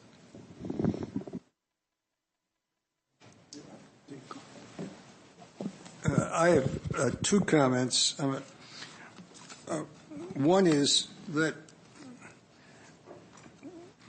what was just said is absolutely right, and it just proves the point of the limitations that domestic politics imposes on what is needed internationally, because both parties here did it. Substantively, it's even trickier. We had in the university, actually in the Jackson School, we had the Assistant Secretary of State for East Asian Affairs under Obama come out and explain, and I was very polite because I had students in my classes there, but I asked him why China was excluded from the Trans-Pacific Partnership, and he gave the answer that this is to set rules that would correct what the Chinese are doing. Well, my reaction, and he gave as an example, the Chinese don't know how to run a bank because they just had set up the Asian Infrastructure Investment Bank, which is absurd. But the point is that if they'd been made an observer, or if they had in some way, you didn't say, hey, we're setting this up because either you conform to what we do on our terms or not, it would have gone. Quite apart from the domestic politics, which limited what went on. In other words, it was, and the last point is, the Chinese are the only ones that are actively creating these massive multilateral institutions, whether it's the Asian Infrastructure Investment Bank or the Belt and Road thing. Now, I'm not enthusiastic about them. They're certainly not replacing the World Bank and IMF, which probably need to be replaced. But why aren't we doing that? Why aren't we offering alternative models to what's going on, which transcend negative stop-it policies toward China and might even include the Chinese in the process? My name is Chris Jones. I teach at the Jackson School. My question is about the North Korean nuclear program. I'd like to have each of the panelists address it. What kind of scenario could you envision for U.S.-China cooperation on resolving the nuclear issues in the Korean Peninsula? Or alternatively, what kind of scenario could you see for U.S.-China interaction that would make those problems worse?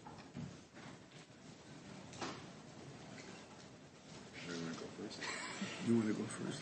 Okay. I'll try my best. We're in a stage now. The U.S. Let's just review what happened in the Trump administration. They came in and they decided, they did a strategic review. They came up with a strategy for dealing with North Korea. It involved this maximum pressure effort, and they pressed the Chinese really hard to press the North Koreans. And apparently the Chinese did that. And so that was successful, and the cooperation between the United States and China was good, I think. That led to a common ground in dealing with the issue. And then the momentum moved toward having this summit meeting with the North Korean leader. Then he met with the South Korean leader, and then the Chinese were nervous about their position, and they worked with the North Koreans to build up their relationship with North Korea. And then Mr. Trump had his summit, and a lot of people in the Congress and elsewhere think that this didn't work very well for the United States.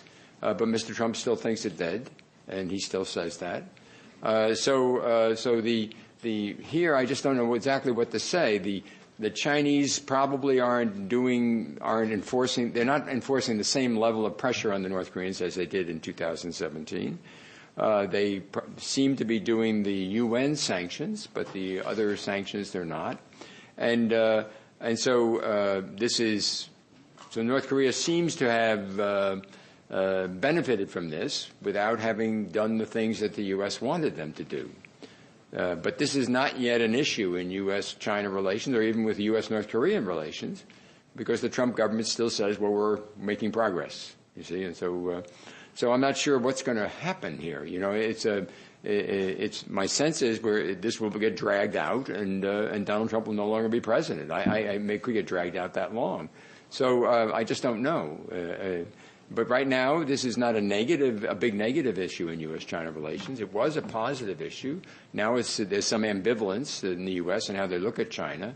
But the issue is mainly the North Koreans in this case, and how do you get the North Koreans to do what you want them to do? And it's hard to do, and I don't think they can easily reconstruct the pressure that they had in 2017. So the U.S. is sort of stuck on this one at this point, and they're frustrated. But the frustration, I don't think, has a big spillover effect on China. It's frustrated with the North Koreans.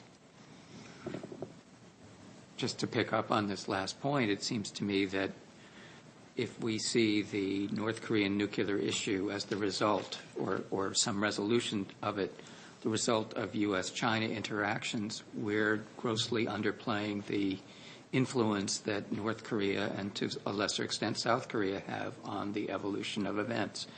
And, we could make easy predictions about deteriorating U.S.-China relations will lead to less Chinese enforcement of sanctions on the North Koreans. And if relations get bad, then there won't be any Chinese sanctions on the North Koreans. Now, it doesn't take any great expertise to come to conclusions like that. It's also easy to predict that China will try to leverage continued compliance with the sanctions for anything it can get out of the U.S. But what really goes on there, how much of the communication between the United States and China on these issues is taking place, in the meetings between Kim Jong-un and Xi Jinping, the Chinese and the North Koreans agreed about what I'm forgetting the exact term, but symmetrical acts by both sides. North Korea, China are still waiting for the symmetrical acts by the U.S. to respond to that. And as Bob just suggested, that anyone who studied North Korean negotiating behavior knows they can drag out negotiations, almost, till you get to the next generation of Kims as leaders of North Korea. I have 4 quick points. First of all, there was something called the six-party talks that took place starting, I think, in 2002 or 2003, at the initiative of China, because our president at that time, George W. Bush, consigned North Korea to an axis of evil, and then 4 weeks later we invaded Iraq, which was one of and the six-party talks were hosted by Beijing because they thought we might invade North Korea. And then we joined them, but our position, the second point, was called CVID. Complete, verifiable, irreversible denuclearization. And we said, we will talk if you agree to that before we talk. Now, you don't have to be a megalomaniacal dictator in North Korea to say that's absurd. So it failed. That is still our policy, I might add. That is what we are proposing, Mr. Pompeo, although now they're saying, well, we have to wait for the indefinite future. The biggest loser, I might add, ironically, in the current situation is China. How can that be? Since Mr. Trump says he's already solved the problem.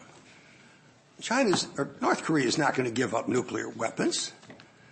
We're not going to invade China from bases we put on the Yalu River, which is what Beijing says. I mean, after Iraq, Afghanistan, Korea, and Vietnam, we're going to invade China by conventional means. You really would be an opioid victim in the White House to even consider such nonsense. And yet that's the official party line of Beijing. Would Beijing take advantage of it? Of course they are. What was the first stop made by Kim Jong-un after his meeting with Mr. Trump? Beijing. And he leveraged that nicely. Now their trade is picking up and so forth. They have claims. They abut China. They would love to keep either the peninsula divided or they would like to make sure to get the Americans out so de facto they could do it. My final point is, if Mr. Trump is actually serious about saying we solved the Korean problem, when for 70 years no one could do it, I did it, which is literally what he said, then why is he imposing tariffs on China and alienating them in the mood that was articulated if we are trying to get China to solve the problems of North Korea? If there ever was a conflict of interest and silliness, I don't know. I'll stop there. Hi, my name is Arun Solanki. I'm an undergrad at the business school here at UW. My question also goes out for all the panelists. So there's a tendency to treat both China and Russia as sort of unitary actors on the world stage, which I think is kind of inevitable because a lot of their politics happens behind closed doors, and it's between like inter-party oligarchs and officials rather than played out on like the world stage like here in the United States or in a democracy. But I don't think it's particularly contentious to say that both Xi Jinping, Donald Trump, and to a lesser extent Vladimir Putin are all new leaders or revolutionary leaders, and that in the past few years they've taken pretty unprecedented steps to consolidate their power, or at least act in ways that we haven't seen these countries' leaders act before. Just last year, Xi Jinping wrote himself into the Chinese constitution, the first person to do that. Can you clarify your question? Yeah, sorry. So do you think that we can understand Chinese actions in the context of a longer-term trend, or do you think Xi Jinping is an aberration?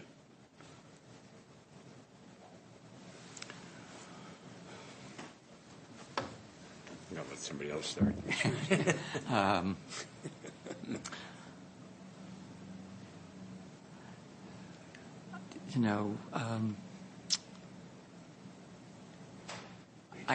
I don't know how to answer that in the sense that those of us who study China often are constantly surprised that there's a sort of Murphy's Law of China, watching for end scenarios, future about China's future. The outcome is N+1.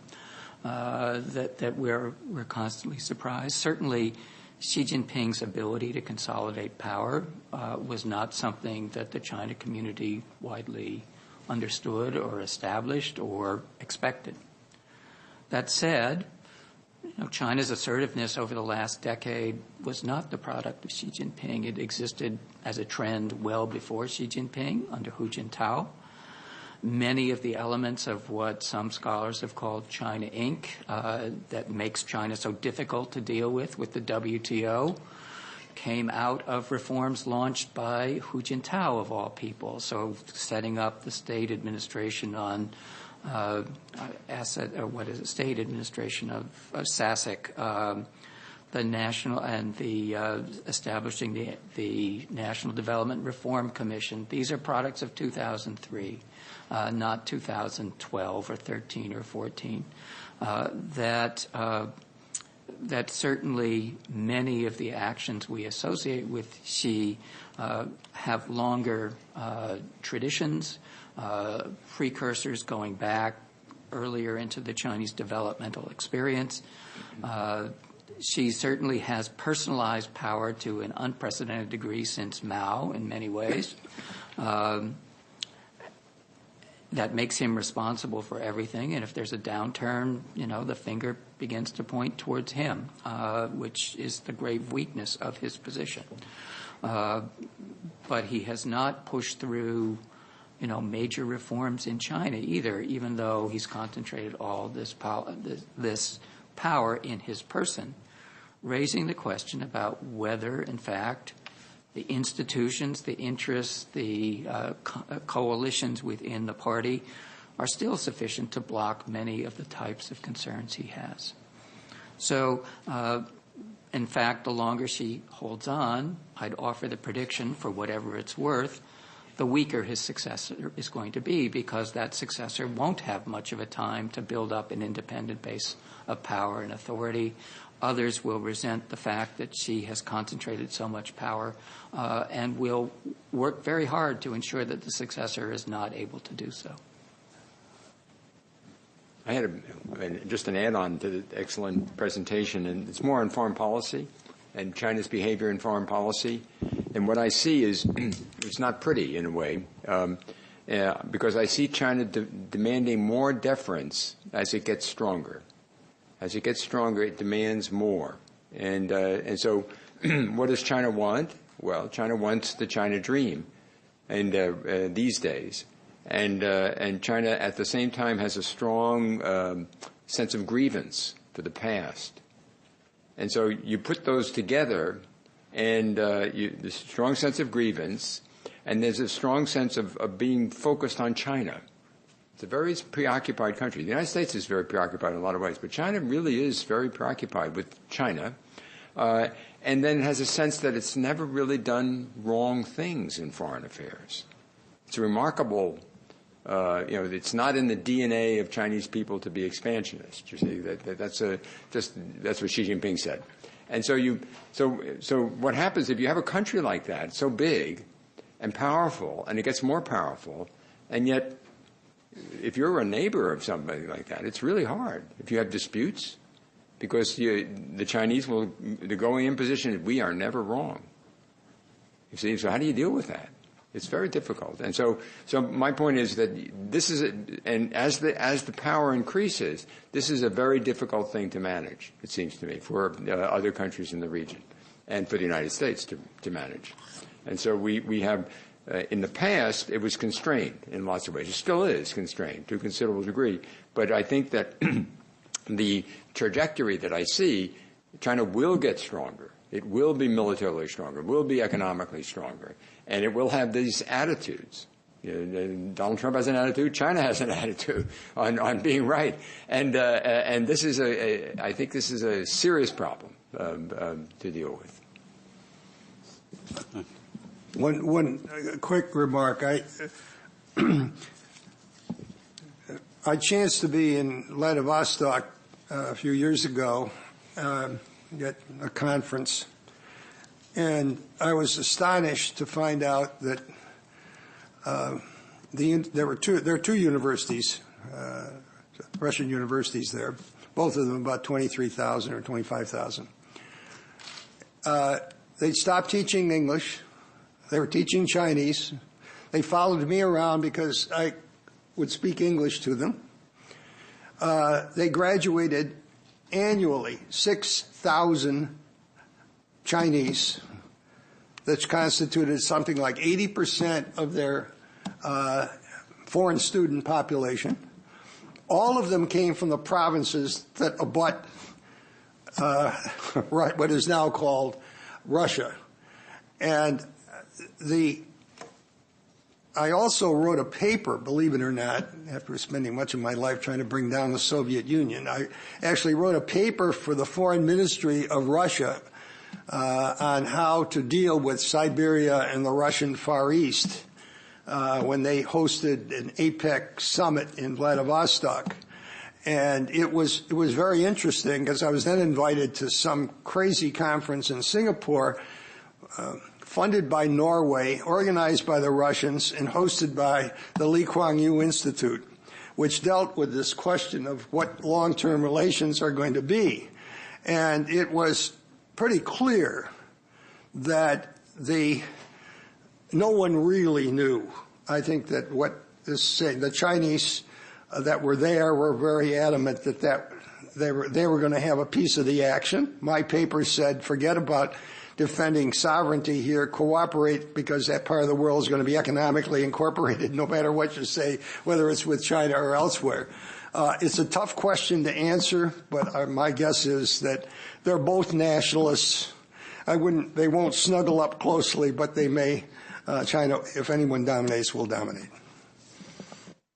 Because our time is limited, why don't we ask all the three of you ask questions together, and then we'll answer.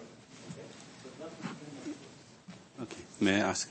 Okay, I just ask. I'm an ILM student from Asia. No, I just ask this question to represent myself, nothing more. Okay, I just ask first question is that about how could we explain to the Chinese people that Americans think Chinese threat American more? Because since the establishment of China, 1949, it is 69 years, we always think America is a big mountain. It's a shadow to the Chinese people. So economically, we only have 60% GDP of American. Militarily, you have military base everywhere around China, and you have allied Japan and Korea. And technically, and Professor U.S. said that China is relying on American high technology. And about the world order, we are living a world, the world system is built by American. So it is Chinese afraid American more. So now in China, many people, we cannot understand why American afraid China, but not China afraid American. And the second question is that you say now it is all so many days the CCP, the goal of Chinese Communist Party, the only goal is serve people. It is real. It is not to get the control world. It is not to defeat American. Our purpose is serve people. Chinese people want to be rich. That is the only reason we want to develop our economy. So when we talk about the pushback China, if it is American football, China want to fight with American. They want to get a strategic success from America. Okay, you can push back China. But now it is the basic desirement of Chinese people. We want to be rich. It is very simple. I think everybody wants to be that. I think Chinese people have the right to be as rich as American people. So how could we push back the basic desirement of 1.3 billion people? Push them back. Don't be rich. Can we do that? Thank you. My question is, the end of U.S. and Japan tension came with a dramatic revolution in information and internet, and also especially come with Asian financial crisis, which harmed Japanese economic vigor and competition power. And then in this era, lots of countries in peaceful situation, they are having classic culture renaissance or rebirth. So according to this background, what kind of expectation we should have toward China and U.S. international relation, and to what extent China will compromise for its currency sovereignty?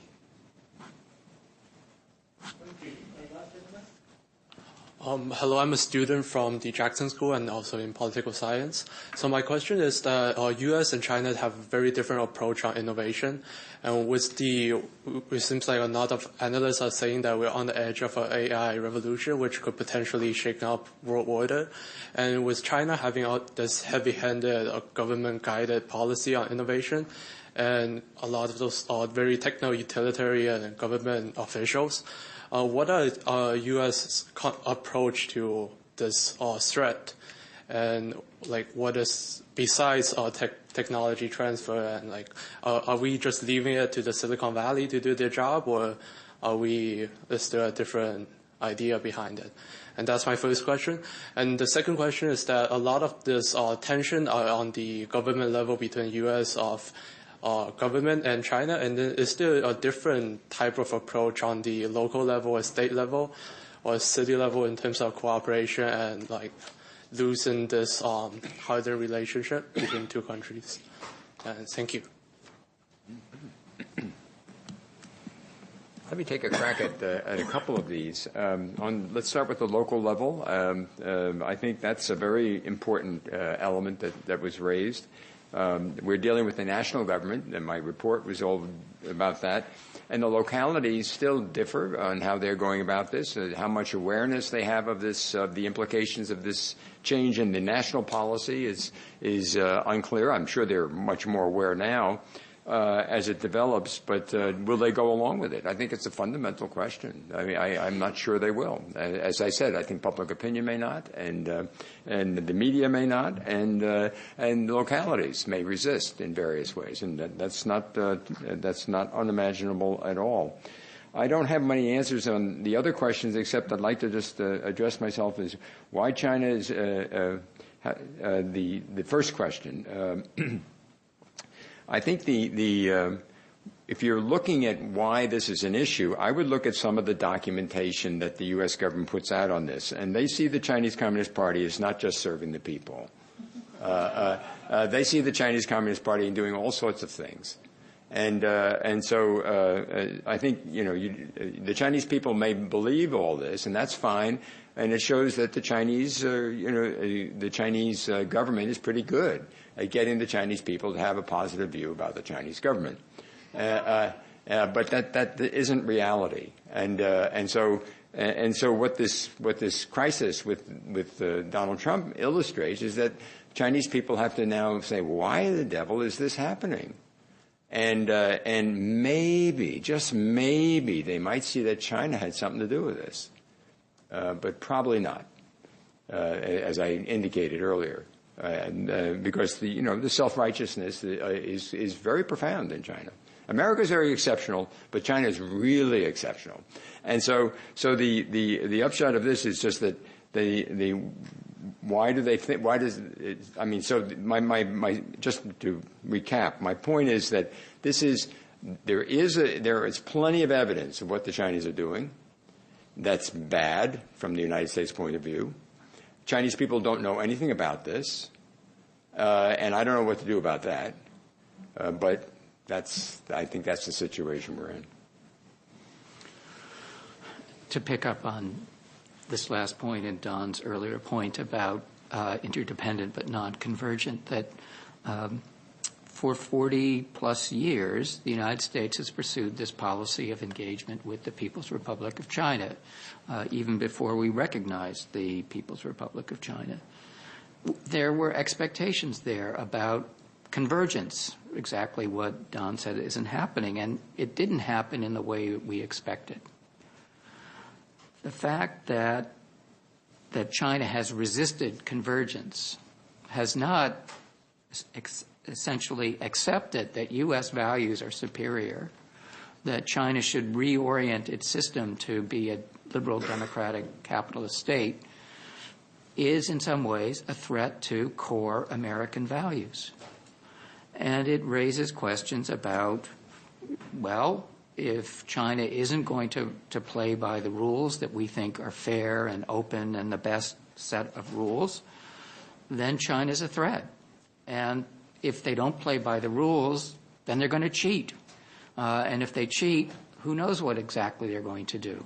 And in that sense, even though exactly what you said, the U.S. has a more powerful military, it has allies, it has a larger economy, et cetera, the United States still sees China as a threat, more to values, I would argue, than to sort of the territorial integrity of the United States.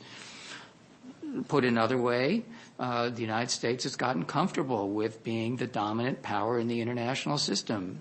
Certainly, it was disputed with the Soviet Union from 45 to 91, but certainly there was the expectation that the United States would defeat the Soviets. Since 91, we've been unchallenged, and so China's rise is seen as a challenge, which in some sense means we're emerging in a bipolar world. It's no longer hegemonic, and that fundamentally changes the system in ways that we don't like. And as I read Pence and many of the other statements, one of the core problems behind all of this is the refusal of the United States to recognize that it is no longer hegemonic like it once was, and to think that it could still call the shots around the world. Maybe I'm wrong, maybe they're wrong, but certainly we're in the possibility that we're no longer in a situation where the United States can simply tell other countries what to do, particularly powerful countries. About AI in particular, none of us in this room probably are able to judge this. We certainly have heard from Silicon Valley companies, at least the big ones, that many of their workers don't want to be involved in the military aspects of AI. If you pay attention to university politics, you'll also probably know that the United States is, as they say, eating its seed corn, that the UW's leading AI professor was sort of recruited away by Amazon for 4 or 5 times his salary. And so the big tech companies are trying to buy the big names in AI, but by doing that, they may be getting all the top talent, but who's teaching the next generation of talent? Now, I don't know what the Chinese are doing in this regard. They're throwing lots of money at the problem.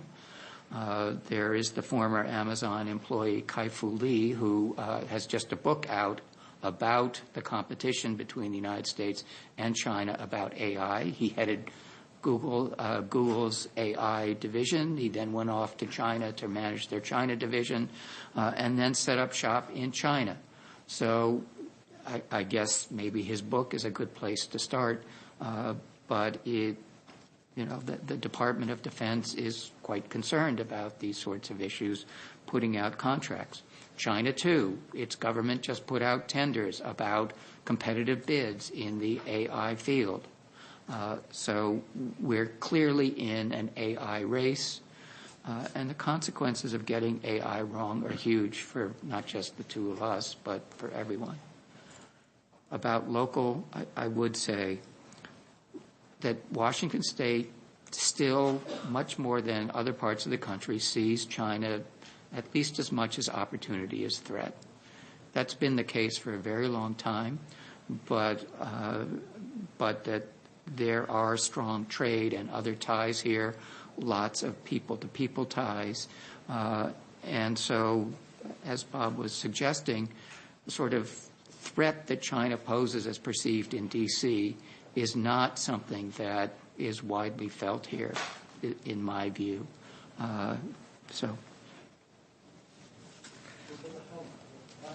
Yeah.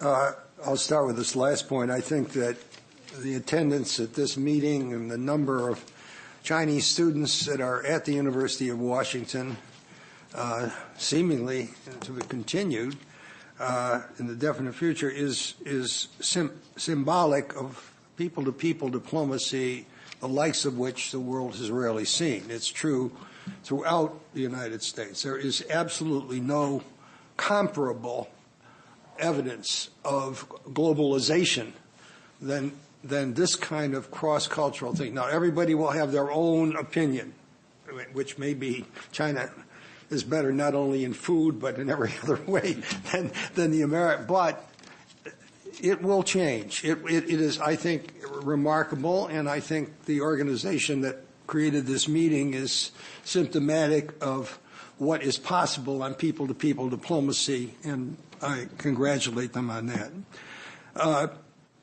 Answer briefly on the first question. You know, Chinese may want to be rich, and they have every right to be. But if the Chinese get to be as rich as the Americans, they will own half the world. Your currency will have to be convertible. You will have to be a leader. Good luck. I don't envy you, because I think the one lesson that all of us have agreed is how you run a world in a digital age, which is increasingly interdependent but non-convergent, is a dilemma that's going to take decades to solve. In fact, your generation and the next one may be still struggling with that issue. So it's not easy. If you could be rich and not have any of these responsibilities, good luck.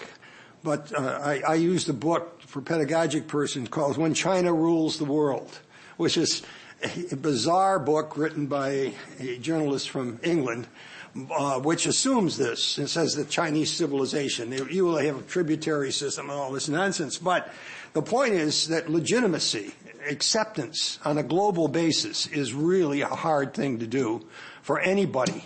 It's not just making money and whooping it up. And China is 5 times the size of the United States, so just multiply it out. It's easy to know.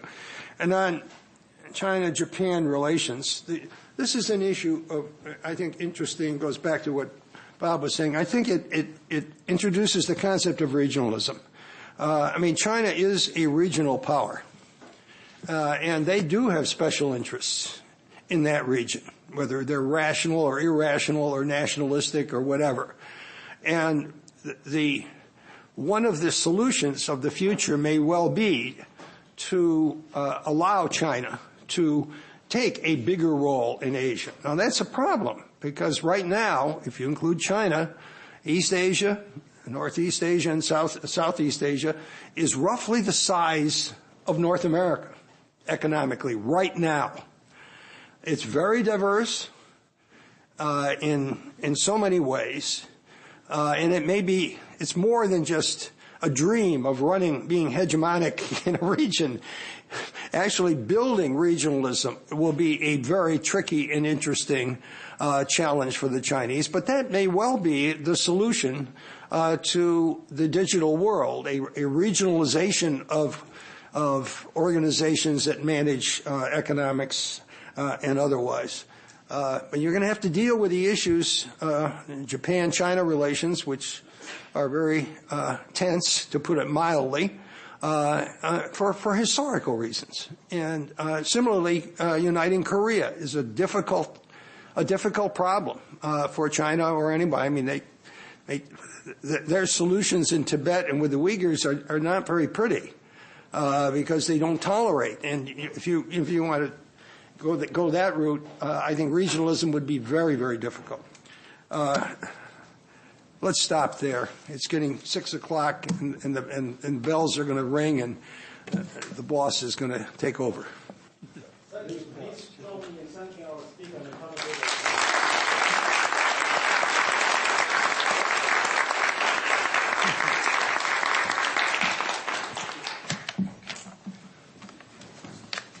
Great turn.